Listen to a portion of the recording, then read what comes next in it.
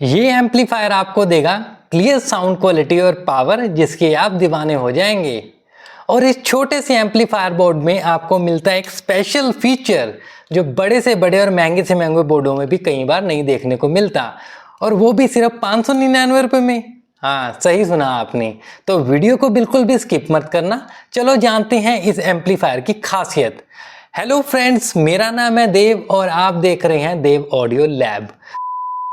तो फ्रेंड्स, ये amplifier board है इंक ओशियन कंपनी का, जो एक 50+50 वॉट स्टीरियो एम्पलीफायर बोर्ड है।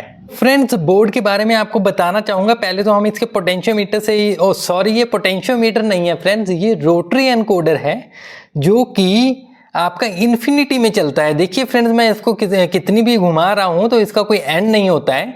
एक्चुअली जैसे जैसे हम इसे घुमाते हैं तो एक माइक्रो कंट्रोलर को सिग्नल जाता है जो कि आपकी वॉल्यूम को अप और डाउन करता है। तो इस प्राइस पॉइंट में हमें ये चीज़ देना बहुत बढ़िया है। और सेकंड, ये ऑक्स का जैक है आपको 3.5 mm का, तो आप उसके द्वारा भी अपने गाने प्ले कर सकते हैं। और तीसरा फ्रेंड, ये एक USB दिया हुआ है इसमें। USB मेरे पास 32 GB की मैक्सिमम पेन ड्राइव थी, वो मैंने इसमें टेस्ट की है, तो उसमें कोई दिक्कत नहीं आई है। 32 GB की पेन ड्राइव आराम से रीड कर पाता है। और फ्रेंड्स, इसके बाद ये इनका ब्लूटूथ IC है। हाँ फ्रेंड्स, इसमें आपको ब्लूटूथ भी मिलता है जिसका वर्जन है 5.0। तो फ्रेंड्स, आप बिंदास अपना ब्लूटूथ मॉड्यूल, आपको जरूरत नहीं है, डायरेक्टली इसको प्लग एंड प्ले कर सकते हैं। ब्लूटूथ डायरेक्टली कनेक्ट कीजिए।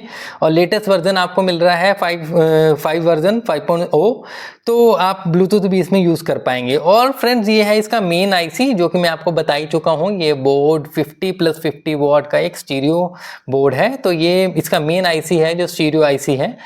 और फ्रेंड्स, आगे अगर हम जाएं इसके, तो ये इसका इनपुट हो गया है जहाँ से आप इसको पावर सप्लाई दे सकते हैं। इस पे लिखा है 5 वोल्ट टू 26 वोल्ट। तो 5 वोल्ट से 26 वोल्ट ये सप्लाई इनपुट आप इसमें दे पाएंगे। मैं रिकमेंड करूंगा, अगर आप फ्रेंड्स इसमें 5 वोल्ट दे रहे हैं तो कम से कम 20 एम्पियर की आपकी सप्लाई होनी चाहिए। अगर 12 वोल्ट की है तो 10 एम्पियर की कम से कम हो। और अगर आप 24 वोल्ट दे रहे हैं तो आपकी सप्लाई कम से कम 5 वोल्ट की तो होनी चाहिए, तभी ये एक अच्छा परफॉर्म कर पाएगा। और स्पीकर्स की बात करूं फ्रेंड्स, तो आप इसमें 8 ओम के भी स्पीकर्स लगा सकते हैं, 4 ओम के भी स्पीकर लगा सकते हैं। मैं रिकमेंड करूंगा इससे नीचे के स्पीकर्स ना लगाएं, उससे ये ओवरहीट हो सकता है। और फ्रेंड्स, इसमें ये स्पीकर टर्मिनल्स दिए गए हैं, प्लस माइनस इसमें लेबलिंग की गई है।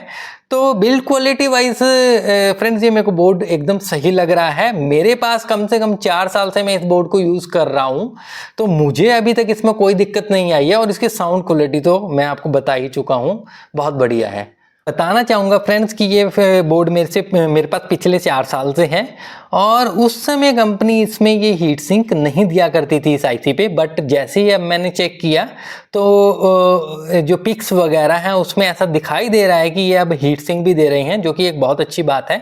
और ऊपर से इसका केस भी मेरे को नहीं मिला था, अब एक केस भी मिल रहा है, तो तभी मेरे ख्याल से उन्होंने थोड़ी सी प्राइस को बढ़ाया है। ये अराउंड इंक ओशियन की साइड पे अराउंड 600 के आसपास पड़ता है, वही 599 इसका प्राइस है। और आप फ्लिपकार्ट पे देखेंगे तो इसका प्राइस अराउंड 650 से थोड़ा सा अबव है। तो फ्रेंड्स, आप किसी भी वेबसाइट से ले सकते हैं जिससे आप ठीक समझें। अगर आपको फ्लिपकार्ट पे विश्वास है तो आप फ्लिपकार्ट से ले सकते हैं, नहीं तो इंक ओशियन से भी आप ये बोर्ड खरीद सकते हैं। बताना चाहूँगा कि इसमें एक अब ऐसा खतरनाक फीचर है जो कि इस बोर्ड को बाकी बोर्डों से अलग करता है, वो है इसका ऑडियो आउटपुट का।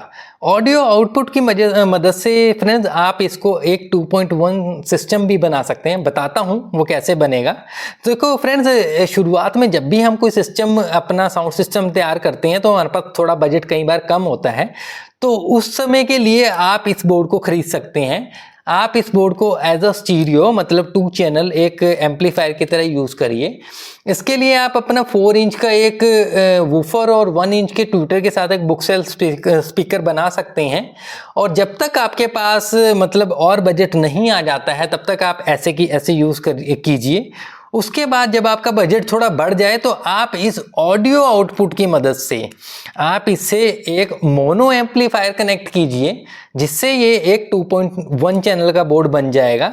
जैसे ही आप मोनो चैनल को कनेक्ट करेंगे आप उसके साथ सबवूफर कनेक्ट कर सकते हैं। तो फ्रेंड्स, आपको उसके लिए ब्लूटूथ की भी ज़रूरत नहीं है, क्योंकि ब्लूटूथ का काम तो ये बोर्ड आपका कर ही रहा है। बस आपको ऑडियो आउट यहाँ से देनी है, ठीक है। तो आप डायरेक्टली अपना 2.1 चैनल सिस्टम अपग्रेड कर सकते हैं और तब तक आप इसको एज अ स्टीरियो चैनल भी इंजॉय कर पाएंगे। तो है ना सब फ्रेंड्स, एक धमाकेदार एक फीचर इस बोर्ड का। हेलो फ्रेंड्स, तो जैसे आपको वैसे समझ आ ही गया होगा, फिर भी मैं एक बार आपको डायग्राम की मदद से दोबारा बता देता हूँ। तो ये जो स्टीरियो एम्पलीफायर का बोर्ड है क्लास जी का, तो इससे आपको सैटेलाइट स्पीकर्स अपने कनेक्ट करने हैं। 50+50 वॉट तक के आप स्पीकर्स यूज़ कर सकते हैं। और जो इसकी ऑक्स आउट है, ऑक्स आउट से आपको एक मोनो एम्पलीफायर आप कनेक्ट करेंगे, जिससे ये एक स्टीरियो एम्पलीफायर से 2.1 में बदल जाएगा। और आप इस नोब से आप मास्टर वॉल्यूम का कंट्रोल कर पाएंगे, जिससे आपके सबवूफर की वॉल्यूम भी कंट्रोल हो जाएगी। और जो ये है बोर्ड की वॉल्यूम, इससे आप अपने सबवूफर की वॉल्यूम भी कंट्रोल कर सकते हैं। देखिए फ्रेंड, जैसे आप पहले मैचिंग बिठा लेंगे अपने सैटेलाइट स्पीकर्स की वॉल्यूम की अपने सबवूफर के वॉल्यूम से इस नोब की हेल्प से, फिर आप मास्टर वॉल्यूम जैसे आप इसको अप और डाउन करेंगे तो आपके सबवूफर की वॉल्यूम तो अप एंड डाउन होगी ही, और आपके स्पीकर्स की वॉल्यूम भी अप एंड डाउन हो जाएगी। तो आप 100 वॉट तक का एक सबवूफर मोनो एम्प इसमें बाद में लगा सकते हैं, और 50+50 वॉट के आपके सैटेलाइट स्पीकर्स हो गए, तो जिससे अराउंड 200 वॉट का आपका एक 2.1 सिस्टम तैयार हो जाता है। तो फ्रेंड, ज़्यादा टाइम वेस्ट किए बिना, मेरे पास अभी एनक्लोजर के साथ तो कोई बुक सेल स्पीकर्स अभी अवेलेबल नहीं है, बट मेरे पास जो स्पीकर है मैं उन पे ही आपको इसका साउंड टेस्ट करा देता हूँ। मैं कुछ NCS के या नॉन कॉपीराइट सॉन्ग प्ले करूँगा, जिससे आपको थोड़ा अंदाज़ा लग जाएगा कि ये जो बोर्ड है वो किस तरह का परफॉर्म करता है। आइए थोड़े सैम्पल्स देख लेते हैं।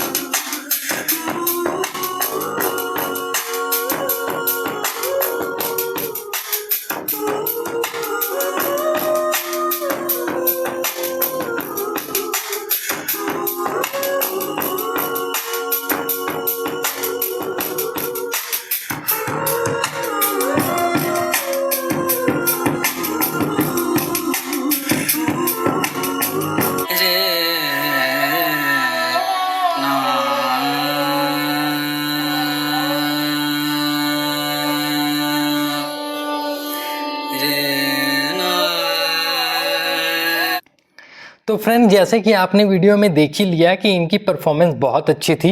मुझे नहीं पता कि आपको एक नॉर्मल से माइक से कैसी ऑडियो परफॉर्मेंस मिली होगी, बट इन रियलिटी जैसे कि मैंने अपने कानों से सुना तो इसमें कोई भी प्रॉब्लम नहीं थी। साउंड एकदम क्लियर एंड क्रिस्प थी, और विदाउट एनक्लोजर भी ये स्पीकर्स काफ़ी बेस प्रोड्यूस कर पा रहे थे।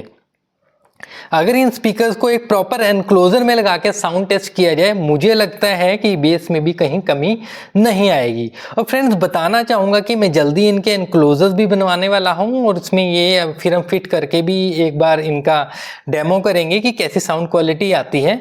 और ये स्पीकर्स फ्रेंड्स मैंने कहाँ से ख़रीदे, उसका लिंक भी मैं आपको इस वीडियो में डाल दूंगा, वो वीडियो भी आप चेकआउट कर सकते हैं। और फ्रेंड्स, इन सब वीडियोस बनाने में बहुत मेहनत लगती है। बस मैं आपसे एक गुजारिश करूंगा कि प्लीज़ मेरे चैनल को सब्सक्राइब करें और लाइक करें, और इन फ्यूचर भी ऐसी इन्फॉर्मेटिव वीडियोस मैं आपके लिए लाता रहूँगा। तो थैंक यू वेरी मच। जय हिंद, बाय।